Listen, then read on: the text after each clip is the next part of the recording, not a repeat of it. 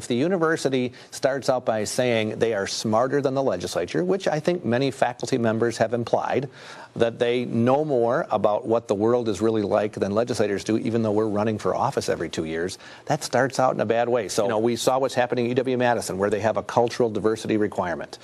I have no problem with asking kids who perhaps have never met anybody who's gay or African American or any minority to be able to have that conversation. That's what college should be about. But just as important, perhaps there are folks who have never met somebody who's a conservative Christian, or somebody who is evangelical, or has a different point of view about premarital sex, or all kinds of things. I think all those perspectives should be welcomed on campus, and they should all be brought forward, not with some kind of a rigid ideological filter to say that point of view is not worthy.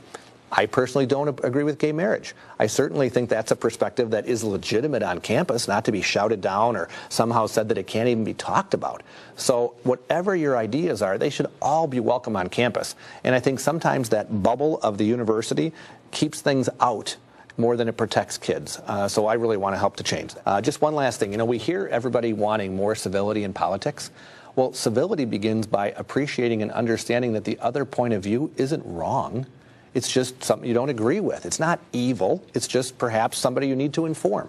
So if it can't happen at the university where we respect both sides, we have that thoughtful debate, it's certainly not going to be pervasive in society as we go forward. So I think it's fundamental for our democracy to have people disagree respectfully, hear from both points of view, and make up their own mind.